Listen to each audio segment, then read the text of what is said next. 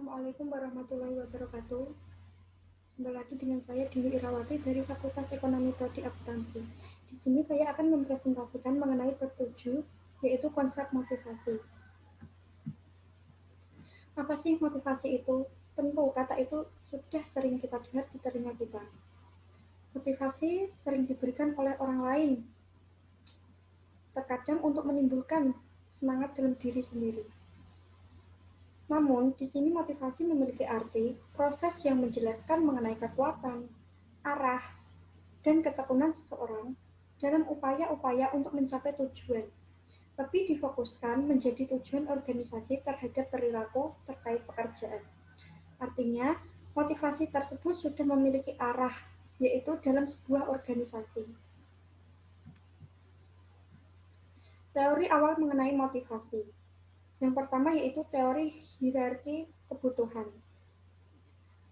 Abraham Maslow mengemukakan bahwa manusia memiliki 5 kebutuhan. Yang pertama yaitu 1. Fisiologis, bersifat homeostatis seperti menjaga keseimbangan unsur-unsur fisik, meliputi kelaparan, kehausan, tempat perlindungan, seks, dan kebutuhan fisik lainnya. Fisiologis artinya itu yang ada pada diri kita secara terpampang nyata dan dapat dilihat. Yang kedua yaitu rasa aman. Keamanan dan perlindungan dari bahaya fisik dan emosional. Dalam sebuah organisasi, tentu rasa aman dibutuhkan dalam setiap individu yang ada dalam organisasi tersebut. Rasa aman meliputi keamanan dan perlindungan dari bahaya fisik dan emosional. Individu tentu saja sering mengalami emosional, terutama pada sebuah organisasi. Yang ketiga yaitu sosial. Artinya keinginan untuk dimiliki dan dicintai mencintai. Seperti rasa kasih sayang, rasa memiliki, penerimaan, dan persahabatan. Yang keempat yaitu penghargaan. Penghargaan dapat diperoleh dari menghargai diri sendiri dan dihargai orang lain. Setiap individu tentu saja ingin dihargai oleh orang lain. Penghargaan merupakan faktor-faktor internal, misalnya rasa harga diri, kemandirian, dan pencapaian. Serta dari faktor eksternalnya meliputi status, pengakuan, dan perhatian yang diberikan oleh orang lain terhadap diri kita. Yang terakhir atau yang kelima meliputi aktualisasi diri, dorongan untuk mencapai tujuan. Dorongan yang mampu membentuk seseorang untuk mencapai apa, meliputi pertumbuhan, mencapai potensi kita, dan pemenuhan diri. Nah, yang selanjutnya yaitu teori X dan teori Y. Douglas MC Gerger mengusulkan ada sudut pandang berbeda mengenai manusia, yaitu suatu sisi secara mendasar negatif diberi label X, dan yang satunya secara mendasar positif diberi label teori Y. Itu hanya pemisalan. Yang X adalah teori yang positif, seorang tersebut bertanggung jawab. Teori X tersebut negatif, seorang tersebut itu cenderung tidak menyukai tanggung jawab. Yang teori Y itu meliputi sikap positif dari seorang karyawan tersebut. Dapat dilihat pada tabel. Pada teori X, pada dasarnya manusia malas bekerja. Kerjanya untuk mengejar uang saja dan status, serta tidak menyukai tanggung jawab, seperti yang telah saya katakan, dan dipaksa untuk mengerjakannya. Yang teori Y, manusia itu aktif, punya tujuan atau cita-cita yang harus dikejar. Artinya, individu tersebut mempunyai target dalam hidupnya, kerja untuk mencari kepuasan atau prestasi, serta kreatif mencari tanggung jawab, dan dapat menyodorkan diri sendiri dalam melakukan pekerjaannya. Yang teori X harus ditakuti, dipaksa, diawasi, dipecat, atau hukum tergantung pimpinan, ditunjuk atau diperintah. Sifat-sifat tersebut itu merupakan sifat negatif yang ada pada diri seorang individu X. yang biasanya akan membawa dampak buruk bagi kelangsungan perusahaan. Yang teori Y yaitu dirangsang untuk mencapai tujuan, mengembangkan diri mandiri serta diberi kebebasan dan semangat untuk maju. Teori dua faktor. Teori dua faktor sendiri diartikan menghubungkan faktor-faktor intrinsik dengan kepuasan kerja, sementara mengaitkan faktor-faktor ekstrinsik dengan ketidakpuasan kerja. Faktor hygiene adalah faktor-faktor seperti kebijakan dan administrasi perusahaan, pengawasan dan imbalan kerja, yang ketika sesuai dengan suatu pekerjaan, membuat para karyawan puas. Ketika faktor-faktor ini sesuai, karyawan tidak akan merasa tidak akan puas. Artinya, karyawan tersebut merasa puas terhadap faktor-faktor hygiene. Selanjutnya, teori kebutuhan. Teori kebutuhan manusia sendiri dibagi menjadi 3. Setiap individu tersebut memiliki kebutuhan-kebutuhan mendasar. Yang pertama yaitu kebutuhan untuk berprestasi.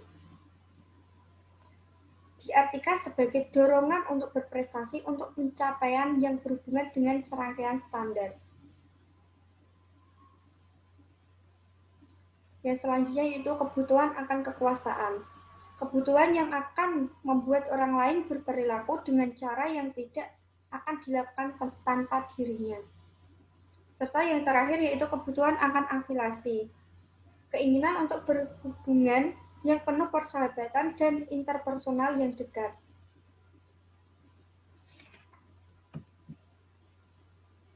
Teori kontemporer. Penentuan nasib sendiri. Yang pertama yaitu penentuan nasib sendiri. Teori kontemporer sendiri dibagi menjadi beberapa. Salah satunya yaitu penentuan nasib sendiri. Artinya, teori-teori yang menyatakan bahwa pemberian penghargaan ekstrinsik untuk perilaku yang sebelumnya memuaskan secara intrinsik cenderung mengurangi tingkat motivasi secara keseluruhan. Yang kedua yaitu teori penetapan tujuan.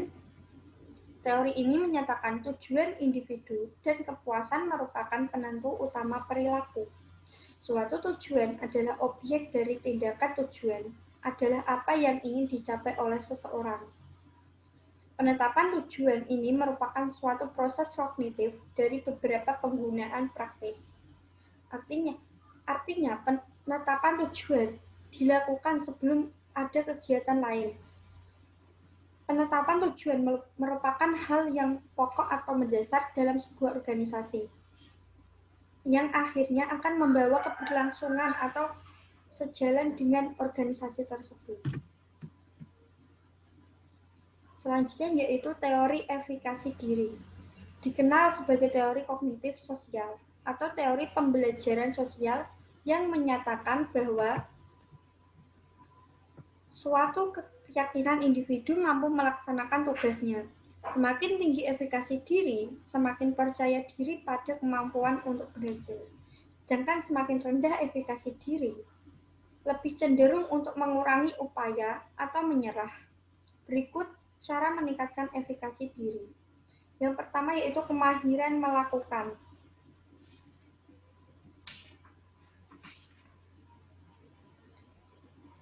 Setiap individu pasti memiliki keterampilan dalam melakukan sesuatu. Hal tersebut yang akan membawa individu tersebut sejalan untuk mengantarkan kesuksesan pada organisasinya. Yang kedua yaitu pemodelan yang dilakukan atau inovasi terbaru pada produk atau sesuatu yang dihasilkan dalam perusahaan. Yang ketiga yaitu bujukan secara lisan. Serta yang terakhir yaitu stimulasi. Teori yang selanjutnya yaitu teori penguatan. Teori penguatan melihat perilaku yang disebabkan oleh lingkungan. Teori ini mengabaikan keadaan dalam individu dan hanya memusatkan perhatian pada apa yang terjadi ketika dia melakukan beberapa tindakan. Selanjutnya yaitu teori keadilan. Teori ini menyatakan bahwa perbandingan individu mengenai input dan hasil pekerjaan mereka dan merespon untuk menghilangkan ketidakadilan. Dalam suatu organisasi, ada saja individu yang merasa terasingkan. Hal tersebut yang menimbulkan ketidakadilan pada setiap individu yang satu dengan individu yang lain. Dengan adanya teori keadilan ini, diharapkan individu tidak merasa terasingkan, bahkan keadilan dapat disetarakan atau terlaksana dengan baik.